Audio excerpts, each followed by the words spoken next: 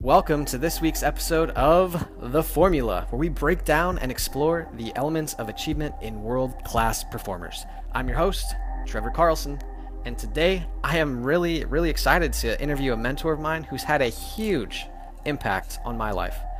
Fark.com founder, Drew Curtis. He's got a ton of experience, from running an internet service provider to running for governor of Kentucky and running Fark.com for almost 20 years. I really enjoyed this interview. We had a lot of fun, and I really hope you enjoy it too. I'm Drew Curtis. I born and raised and still live in Kentucky, and I'm a Luther College grad, which is relevant to people in the Iowa area who don't realize that I've got pretty strong ties to the area. Actually, it was my home for 3 years when I was in college. And it was only 3 because I spent 1 year in England working on virtual reality in 1993, because that's how my life works. But at any rate, I moved back to Kentucky after college, started a couple of businesses that did pretty well for a little while. And like one of them was an ISP, and those did pretty well until the telcos decided they wanted all that action, and they came in and they took it. But we had a good 6-year run. Then it allowed me to start Fark by complete accident, because I couldn't have afforded the hosting costs back in 1999 when I got it going. So Fark, basically, people keep asking, if you're not familiar with it, it's basically the easiest explanation is it's what if the Daily Show ran the Drudge Report. And it's an online community based around real news, but making it funny. So very much like the Daily Show, I guess. And we've been around for about 18 years now. We'll be 20 years old in 2019, and that's coming up in 18 months, I think. So That's really impressive, though. I mean, are you guys the oldest or longest lasting community online at this point in time? No, I don't think so, because there's actually been a few that predated. So like Slashdot definitely was around before us. Metafilter might have been around before us. I don't know. But even before that, I've discovered that there's ones even older than that. Like there was The Well, which I think was the first online internet community. And then I came across a couple others that predates back to like 1990 that started on, BBSs that weren't connected, and they're still around. So we're not the oldest, but there's not many older, mostly because most communities don't make it that long. Yeah, and we'll get into that a little bit later about why those communities don't last. But you kind of touched on this a little bit, but how did you start Fark and why? Yeah, so I started it in 1999. I was actually thinking of 2 ideas for our website. One was a curry recipe database, because in 1999 there was only one other good one, and that seemed like a market opportunity. But the other one is I always had sort of a penchant for finding the oddball stories. And I have to explain this now in a way that I didn't used to, but it used to be hard to find weird offbeat stuff, which younger folks probably would be surprised to hear, because the news cycle now is pretty much full of it. Like it's almost all, CNN basically does almost exactly the same thing we do. They just pretend to be legitimate at this point. So the news ecosystem has changed dramatically. So at the time, that was something I also liked, and I would always find these weird articles. And so I just decided to create a website to post them to, my friends, because I thought emailing them would be really annoying. So, and that's how it took off. And then just step by step over the years, it got a little bigger and a little bigger and a little bigger. And in 2000, just to teach myself how to code, I added comments to the site. So it wasn't just a reading experience. And that's when the community started, was June of 2000 was when the comments went live. So how did you get from 2000, where the comments just went live, to where Fark is at now, where I guess maybe tell us where Fark is at, like give us an update on how much it's grown and how much things have changed since then, and then kind of talk about the process of going from, your first few users to where you are now. Yeah, so we were never really huge, actually, and right now we're about a third of the size we were at our height, which was right back around 2009. And part of the reason for that is attention deficit. There's only so much time people have to waste during the day, and algorithmic social media sites have really sucked up a lot of that, because there's just not that much time to waste. I was trying to explain this to my son the other day, because he overheard me tell that to somebody else. He's like, how does that work? And I was like, okay, how much time do you spend screwing around all day? And he's like, I don't know. And I was like, well, okay, so we know it's not 24 hours because you got to sleep. So that means we know it's 16 hours because you go to school. So you have 8 hours left, and let's say you got to eat, you got to do your homework, you got to do whatever, that's it, and then you watch TV sometimes.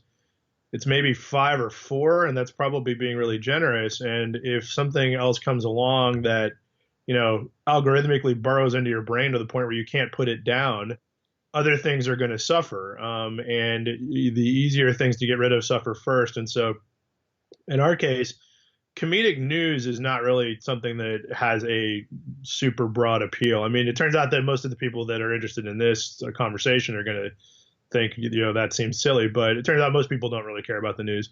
So as a result, I mean, that's why the Daily Show isn't outdrawing CNN, for example. They've never beat CNN in ratings, and everybody knows about them. But it turns out as a product, it's limited by the number of people who would actually care about it. So, but we're at 1 million and change uniques a month and 20 to 25 million page views, depending on what's going on. And actually, lately in the last 6 months, we've been ticking back up. And when I've been talking to people, the reason why they've been coming back, it's either people who have already knew about us or just found us, but people are realizing that they want an online experience that doesn't grab them like a heroin addiction, that they can actually walk away from and put down. And they're realizing that this is a big problem. And so they're trying to find a way to disconnect yet stay informed. And it turns out that my site kind of performs that function. We're not as addictive as other places are, and we're not trying to keep you around all day long.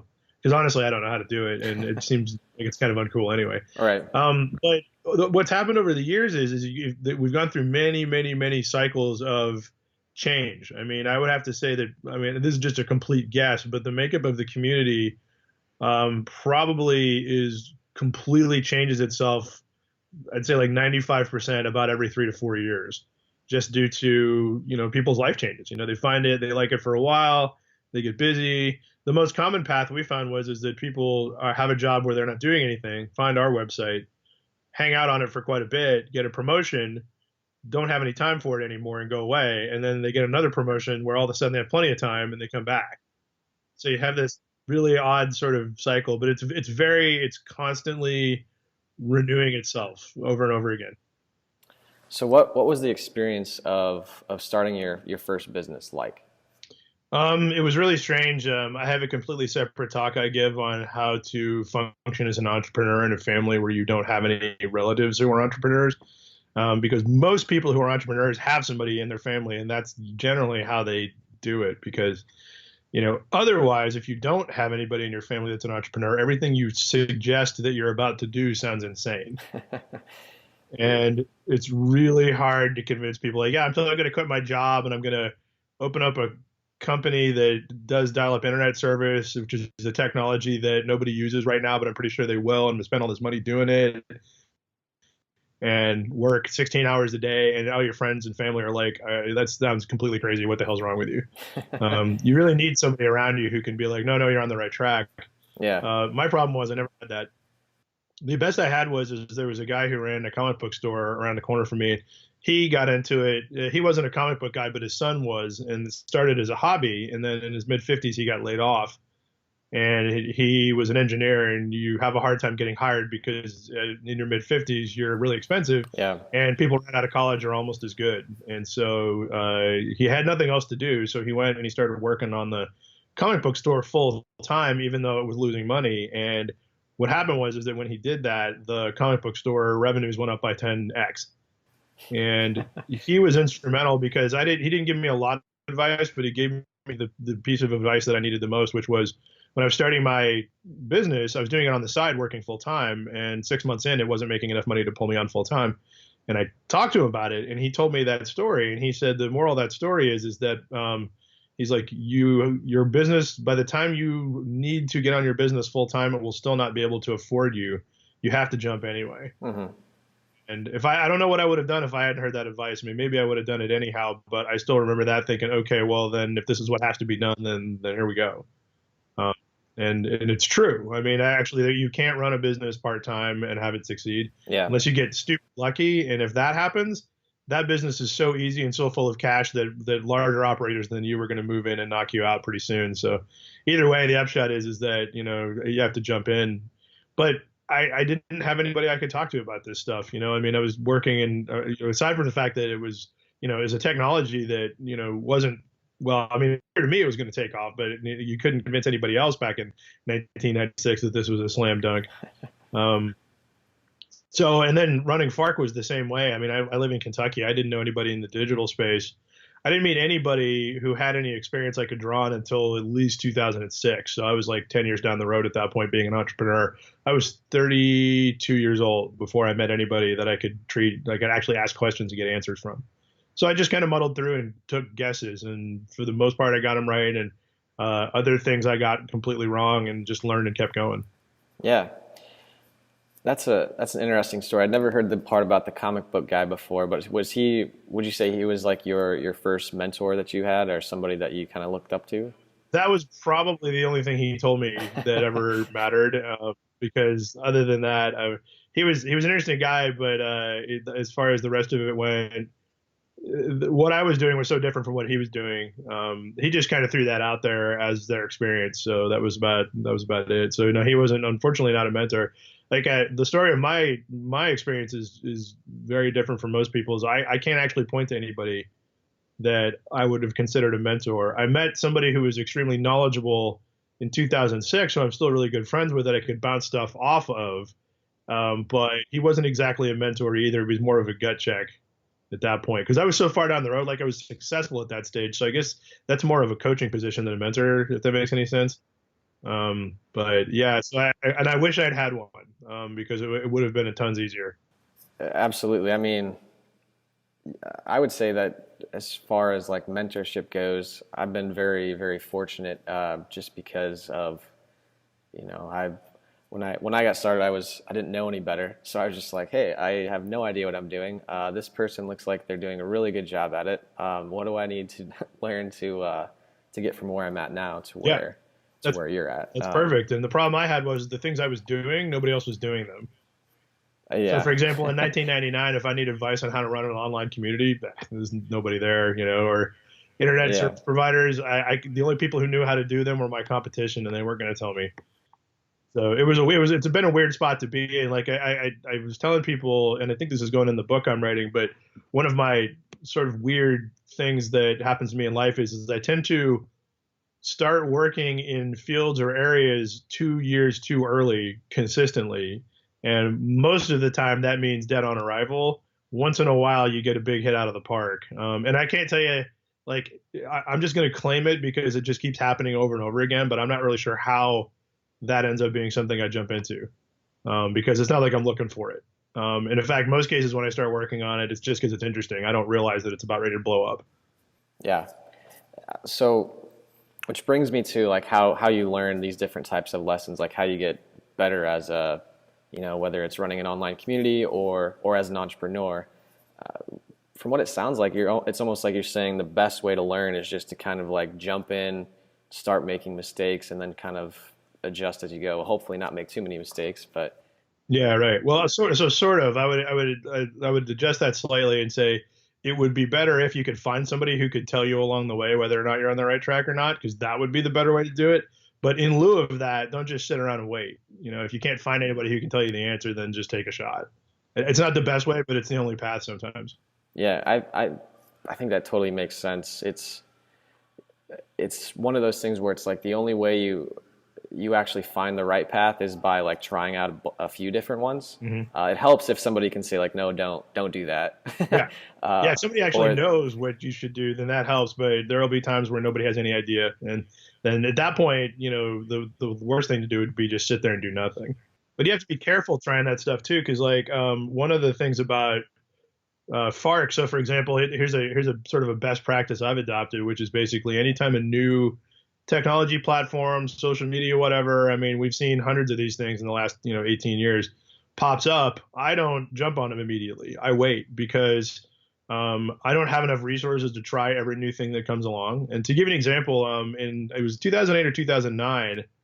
I went over to the New York Times, and I don't know if they still have this or not, but I was getting a little tour, and they had a room where they had literally every handheld device, one of each, and there were people in there testing the New York Times platform on every single one of those. And my problem is I can't do that, And not only that, we can be sure that of all the devices in that room, only one or two are going to be the relevant platforms. So my thing was like, instead of, doing the same thing they did and getting, buying all those devices and hiring a team of 50 people to code, compliant, platforms for each one of those devices, I decided to sit back and wait. It was clear that mobile was going to take off, but what was not clear was how it was going to do it. My gut is that iPhones were going to be a big thing, but if I had to take another guess back in 2009, I'd have said BlackBerry, and I would have been wrong.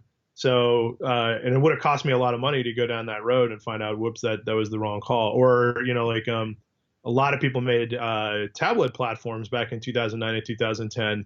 And I don't think that's a dead end technology, but it wouldn't have paid off for the last 7 years if we'd done that.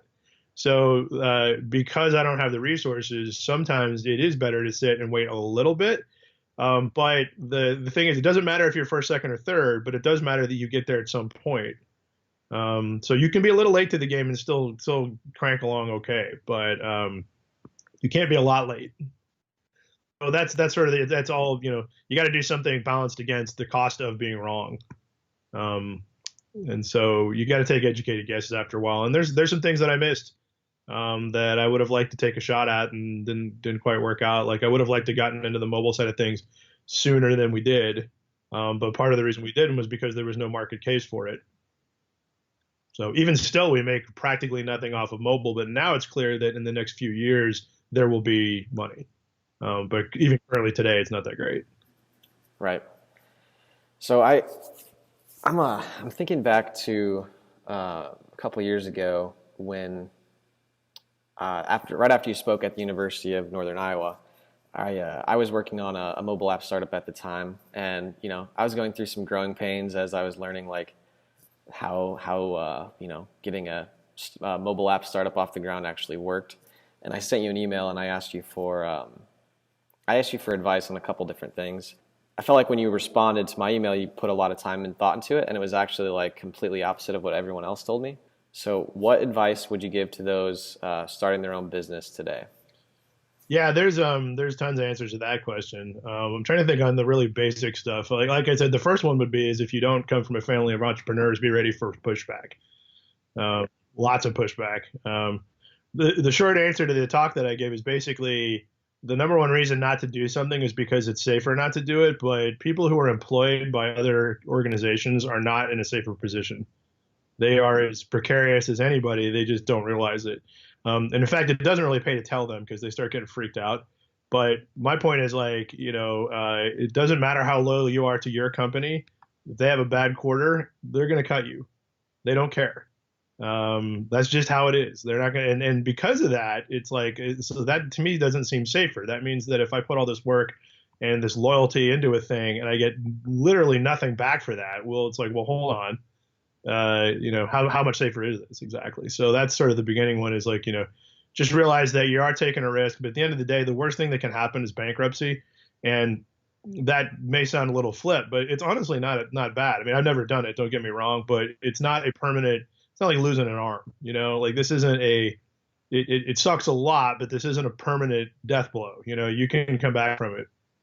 I know a guy that spent 20 years working on multiple businesses, and his fifth one was the one that took off, but the other four resulted in bankruptcy and just bad stuff.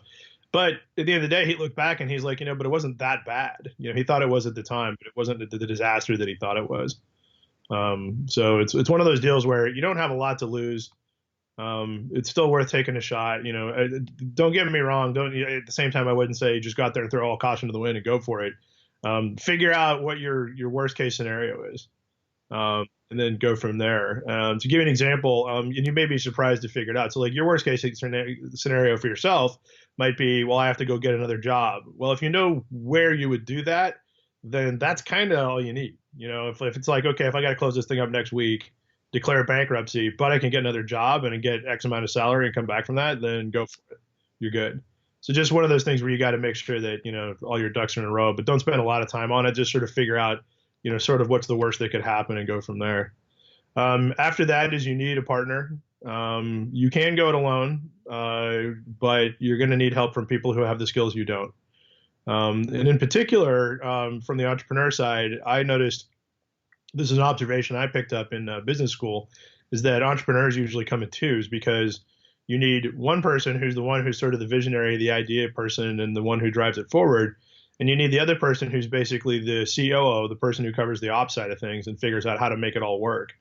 Because, and I like to use the example of Steve Jobs. If you look at the Steve Jobs career path, Steve Jobs without a COO is just a crazy asshole, and he couldn't get anything done. As long as he had Wozniak at Apple, it was great. Wozniak left, things start going downhill, and he gets bounced out of there. And then he finds what's his name, Lasseter, I think it was, and then he does Pixar, and that works great.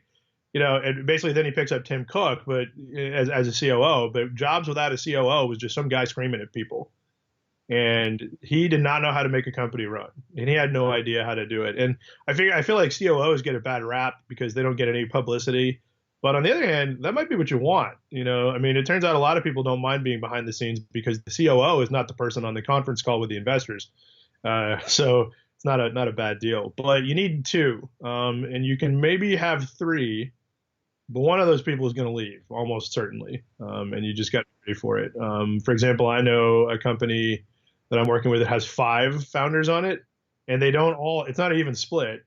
And they don't care, and the other 3 guys are kind of keeping it going, but because they don't have that much of a stake in it, they're less interested. So they're starting to look around and where they can float their resumes and jump to. So it's one of those deals where it can be, you can have a silent money person, but just understand that only 2 of you are likely to be active in this thing long term. You might get lucky, but that's probably how it's going to go.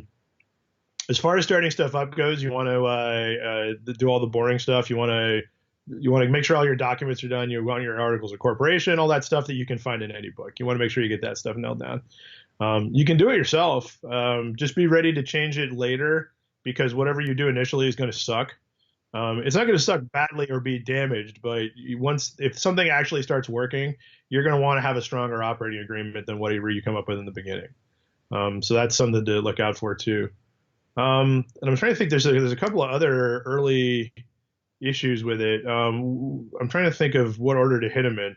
One of the ones I was thinking of talking about that group of 5 guys is that if you take money in from an investor, and it's probably going to be friends of yours initially, the way you want to do it is you want to make sure that you don't give away more than 20%.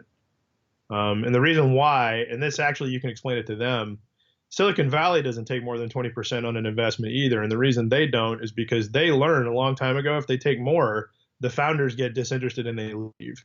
So it turns out if you go up over 25%, you've actually just killed the company, because the founders, no matter how excited they are initially, are going to walk off.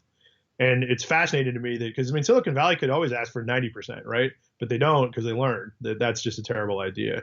So if you're taking money from other people, make sure that they know that that's the deal. And also make sure they know that they're probably setting fire to it, because they probably are. Get everybody's minds in the right place. You don't want somebody to invest in your company expecting a huge return. Maybe they will, but probably this is just gone. So don't worry about it. I'm trying to think what else as far as like beginning stuff goes too.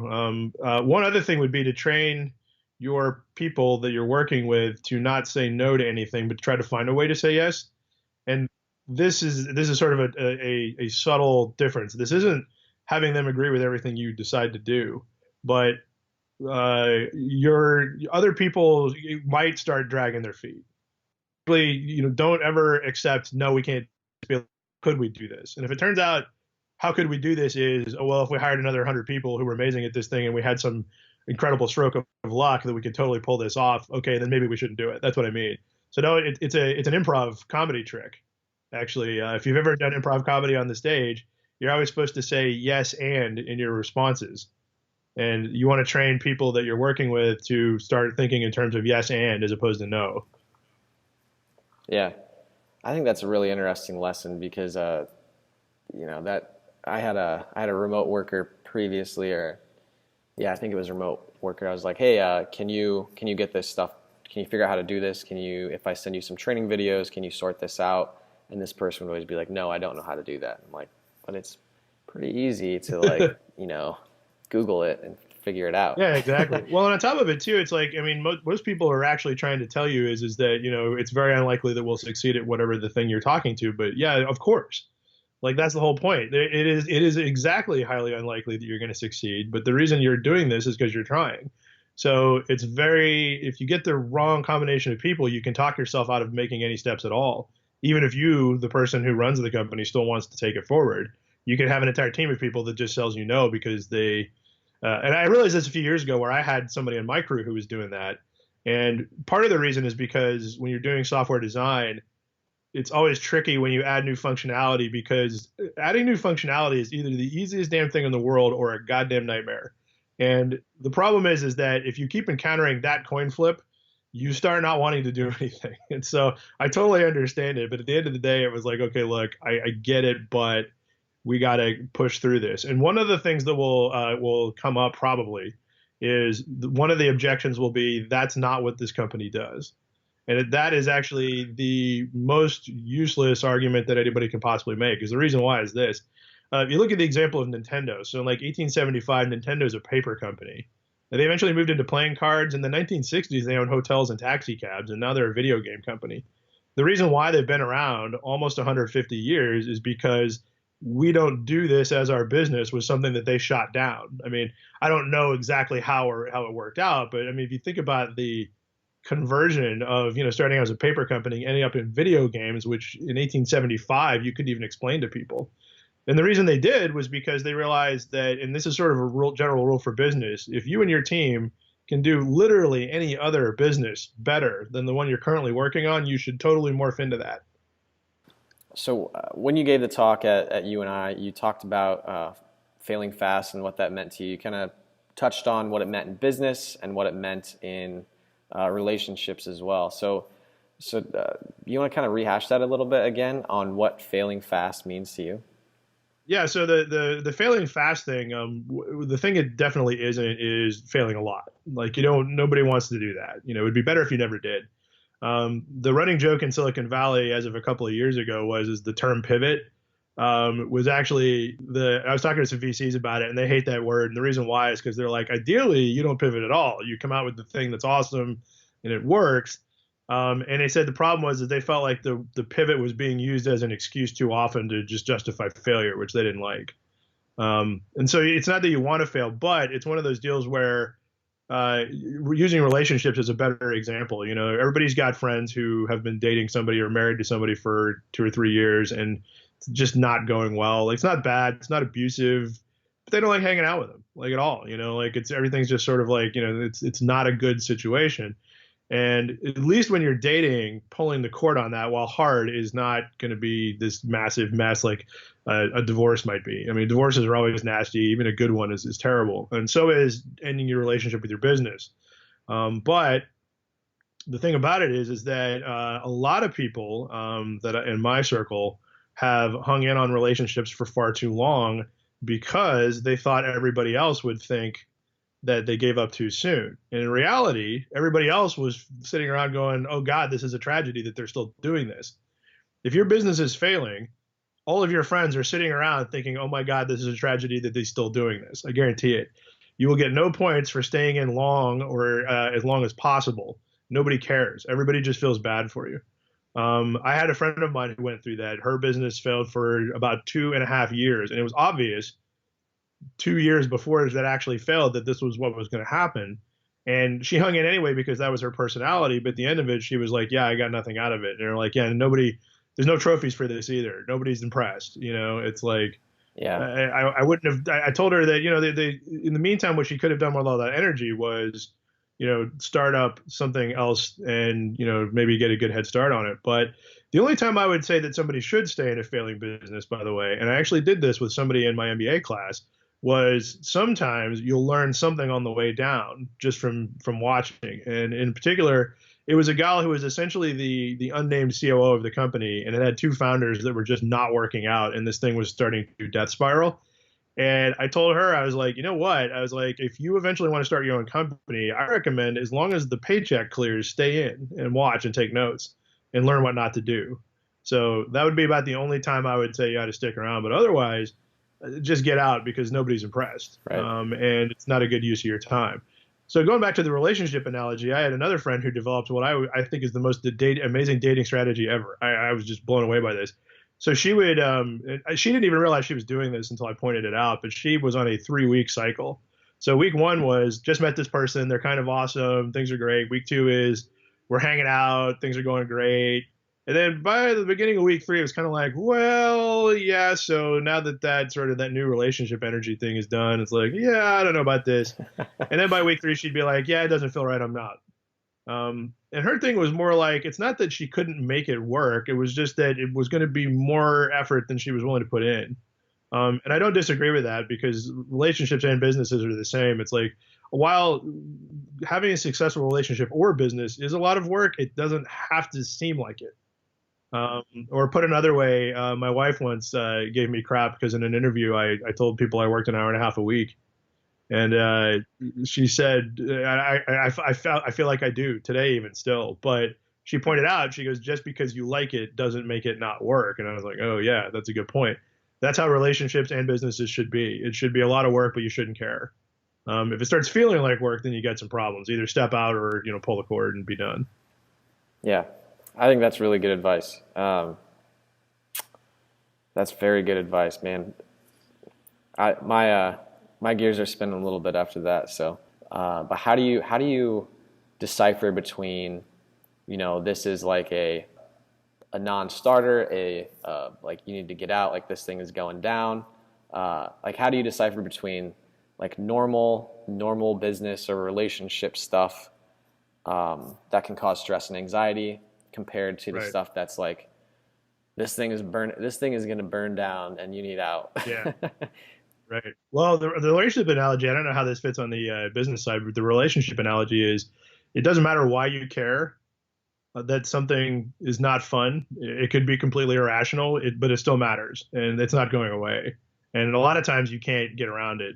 That's probably the same for business, but with business, there's an extra step of part of the problem with being an entrepreneur is that by definition, you were probably an insane optimist. And then otherwise you would have never tried this stuff. And the problem with being an insane optimist is you can miss market changes occasionally. Like I always tell people that in business, your reaction to any bad negative event ought to be, we can work with this, even if it's completely ridiculously bad. I tell the story of a friend of mine who was an attorney, he was a public defender, and he said he had his client get up on the stand, and the first question that the prosecution asked his client was, "Did you kill this guy?" And the guy said, "Yeah, I did." And he stood up and he threw an objection without having any idea what he was actually going to object to at the time. And he said, as God is my witness, he said, I swear to God, the first thought through my head was, we can still work through this. So that's pretty much an entrepreneur mentality right there. But at the end of the day, sometimes you can't. And so in order to do this, and I don't know how to give people advice because this is sort of a personality thing, but you have to at least occasionally reflect like, okay, what is really going on here in the business environment? In case in point, so my first business was a dial-up internet service provider. In 1996, this was a really good thing. But in 2002, when things started going south, that was very hard. I spent a lot of time running from looking at that and just thinking, okay, well, this will just get miraculously better, or, this downturn is going to end somehow.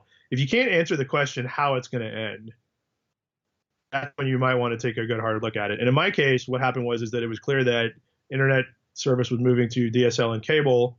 DSL was too expensive for us to run. Cable was a non-starter. We couldn't even get into it. And there was no chance of more people suddenly signing up for dial-up internet. And so looking at that was like, okay, this is probably done. And so that's what you have to do. You have to be extremely honest with yourself, and that's going to be the hardest thing in the world because as an optimist, you're going to want to run. The other way to do it is if you're the CEO and you have a good COO, the person who takes care of stuff, they're probably dying to tell you should get the hell out of it. So it might be good to talk to them because they're the ones that have to keep an eye on that kind of thing, and they can see the negatives too better than you can. Yeah. Yeah, I think that's man, I think that's some really, really good advice. Just from business and relationships in general. And I think that's something that a lot of people pass up is like, they're like, you just got to grind it out and struggle. It's like, well, not always. Yeah, Yeah. Yeah. Yeah. There's a lot of stuff that we believe that we were told that just kind of sticks in our head and forget to question it. Like the whole issue of like, every entrepreneur knows that the the thing fed to the working man, the just do the right thing and work hard and you'll be rewarded, is just utter bullshit, and it's a complete lie. We need to re-examine occasionally because somebody else told us those things hoping we would believe them for their benefit.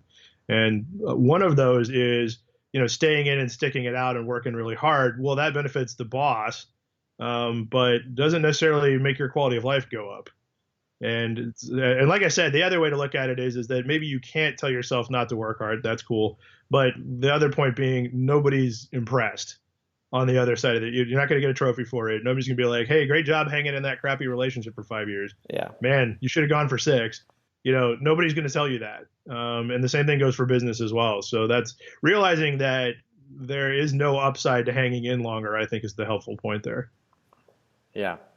I think that's some good advice. And man, they need to be playing that. People need to be playing that soundbite you just did there quite a bit. Just it makes me hurt on the inside when I see people suffer, right? Like unnecessarily. Yeah.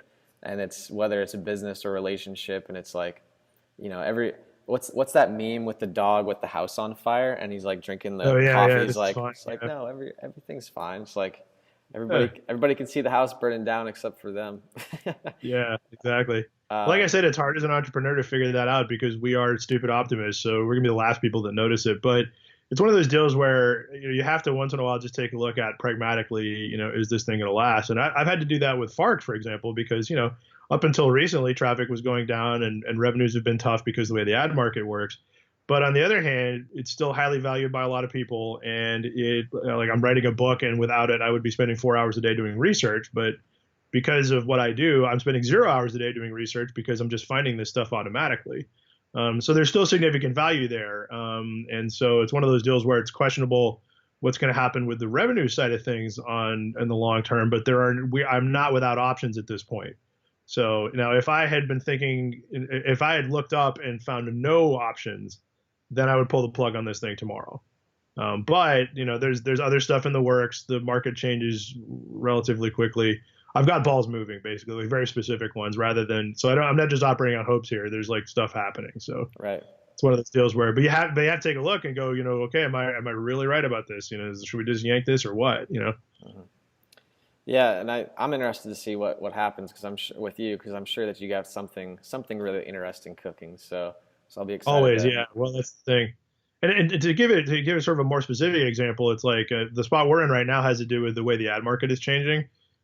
Everybody wants to do autoplay video ads, and whenever the ad market makes a stupid decision like this, it takes them about 18 months to realize. So until they figure that out, we have to ride out this storm. And so it's one of those deals where, okay, I immediately put 12 balls in motion, and it turns out that most of them are in different stages of working out. So it's one of those deals where that's what you do. You don't try one thing, you try many, and then hopefully most of them pan out. And if they don't, as long as you got one that's going to totally work and carry the day, you're good. And so that's kind of where we're at right now. Yeah.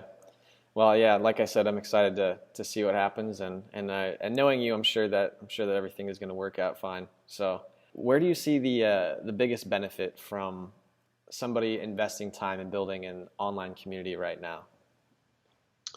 Yeah, so I've been thinking a lot about this because I actually had somebody locally contact me who wanted to build a community for a very specific reason, which I found fascinating.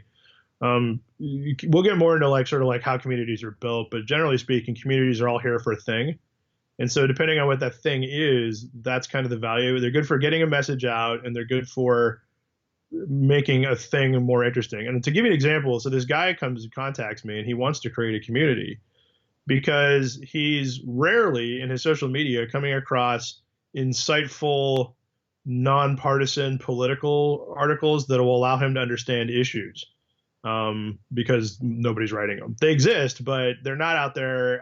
They don't tend to get a lot of social lift because people aren't like, yay, neutrality. I mean, it's hard to get excited on.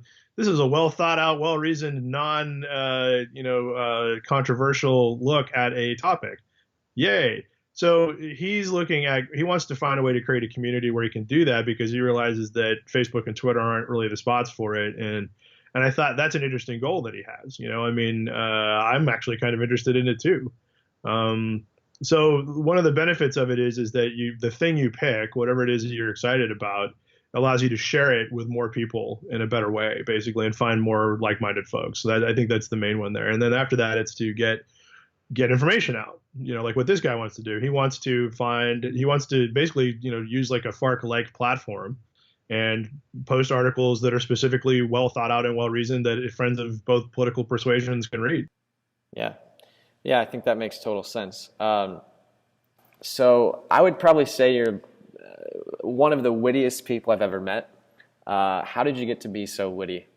Yeah, that's a good question. I mean, it was probably there all along. I retroactively looking backwards, what I like about it the most now is it's humor unlocks people's brains in ways that arguments don't, especially in politics. And I think the answer to that question is that I'm always in a hurry to try to get through stuff, and possibly the reason for that might be that using humor gets points across quicker. But I can't say that it was an intentional decision. You're just born that way. Yeah, pretty much. So I don't know. Yeah, I definitely think sideways though. Like I like to analyze problems from all angles, and specifically things people haven't thought of. And it turns out that comedy aligns very well with that. Because usually, like when you break down what it is, it's really we laugh because it is something we haven't thought of in a way we didn't think of it. That's pretty much what makes you laugh. So as a result, that's kind of how my brain works anyway. And I guess that's probably it. Yeah. Yeah, that's an interesting way to put it because, yeah, looking at things a little bit sideways does make them, I don't know, at least a little bit more ridiculous. Because they're like, wait a minute, Yeah. I never thought about it like that. Yeah, exactly. Like I said, I think that comedy is the perfect way to package payloads of actual ideas. Yeah. So what do you do in your free time for fun when you're not working your hour and a half a week on Fark? Yeah, it depends. I'm a very social guy, so I get out a lot. I've been trying to take up cycling, which takes up a bunch of time, and then kids, of course, obviously, those guys are around, and they're older, so at this point, it's more like you kind of hang out until they want to do something, as opposed to setting agendas and whatever. But that's okay. So, and yeah, I have a bunch of other weird, unrelated projects that I'm always working on. I'm always thinking about stuff. So, I can't specifically think of. I'm still sort of dabbling on the political side. I'm still writing a book. I'm still advising people on startups. So it's pretty varied, but that's kind of how I like to roll. Yeah, always on your toes, doing something new. So what's something that you've learned this week? This week, oh man, there's been a bunch of stuff. Well, the most recent thing I learned was like how I don't ever ask people what they do because I'm not really that interested in it. And I told my friend that I was like, yeah, I really don't care what people do. And he said, no, you do care what people do. You just don't care how they make their money. And I was like, yeah, okay, that's right. So that's something I learned this week is that he's absolutely right about that. I don't care how people make their money. I do care what people do. Yeah. Yeah, I think that's ever since it's an interesting distinction. yeah, ever since that you said that where it's like people who don't actually give a shit what you do ask what you do. Like, you know what I mean? They're like trying to figure out what you do so they can benefit themselves. Yeah, exactly. Because that's what the sort of the question he says is that when they ask you what do you do, most of the time people are asking you how do you make your money, and specifically how much money do you have, because they're social climbing. This is a bigger problem in larger cities like New York and San Francisco, where it's literally the first question that gets asked, specifically because if you don't give a satisfactory answer, they're just out of there. So that's one of the deals there. Yeah. It was a question I never asked because I wasn't as interested in that as I was, how cool is this person? Yeah. And then later on, what it would be interesting and more informative. But it's a lot of fun to learn who people are before you know what they do or how successful they are, because that makes a big difference. Yeah, it's one of my biggest pet peeves is when, well, I shouldn't say it's a pet peeve. It's just, it makes me very uncomfortable when the first time I meet someone, they look at me and they're like, so what do you do? And I'm like, I don't want to talk about work at all. So, well, actually, so you could say that. You'd be like, I'll tell you later. Yeah. But right now I'm kind of over it. I'm off the clock. Yeah. Yeah. The two answers I've been using recently have been like, oh, well, I'm a janitor. And then it's like, and then they're like, oh, and then they're like, oh, so what do you do for fun? I'm like, there we go. All right, we'll move past that. Or I'll say like, yeah. So this is the person we're talking to. Yeah. Yeah, and then or I'll say something like, well, I salsa dance for fun, so that's kind of what I do. And then they're like, There "Oh, you go. tell me more." I actually Yeah. I got a meeting with somebody. I didn't even realize who they were, and they asked me that, and I was like, "Oh, I just salsa dance and do stuff." And they're like, "You salsa dance? You don't look like a salsa dancer." I'm like, "Hey, I do what I can." And Yeah. turns out that person owned a pretty decently sized company, and we're meeting up and next week and grabbing a coffee to talk about some opportunities to work together. So it's like, Yeah. the email I sent him was like, "Hey, I'm the dude that salsa dances. You want to grab coffee still?" And Yeah. Exactly. They won't forget. right, so it's like I don't know. It's we kind of talked about it earlier. I think it's just being like your authentic self. Like not everybody just wants to talk Yeah. about work and shit all the time. So you became an entrepreneur in your late 20s or so. But my question for you is Early 20s, actually, right out of college. early 20s. So Yeah. so what did you want to be when you grew up? I'm trying to think. When I was a kid, I don't actually know. When I was a teenager, it went from I was really good at math, and so I was thinking about doing math something. But then I wanted to be a writer when I was in high school. I actually wrote a book before I graduated high school. It's not very good, but it was 720 pages long. It was a big book. Um, so I thought I might want to be a writer for a while, but I was like, that just seemed too impossibly hard to break into. And writing's fun, but I don't know. It wasn't one of the things that just grabbed my attention. And then in college, I started out being a history major until I was like, well, I can't figure out what to do with this exactly.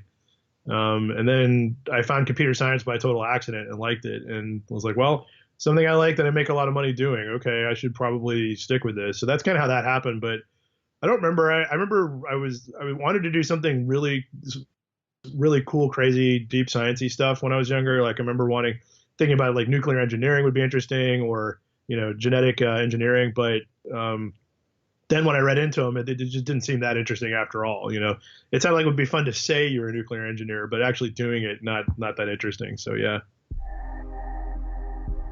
Well, ladies and gentlemen, that is a wrap. If you would be so kind, you will find a link down in the show notes. That link is going to take you over to iTunes, where, if you'd like to, you can give us a 5-star review. Now, giving us a 5-star review helps us to rise up in the ranks on iTunes and for people like you to be able to find our show. Also, if you have any ideas for anyone you would like to hear us interview, please feel free to shoot me an email, trevor@helixacademy.co, or jump over to the Twitter sphere, where you can shoot us a little message at Helix Academy CO. Thanks again for tuning in this week, and I look forward to seeing you or having you tune in to listen next week. Thanks, everybody.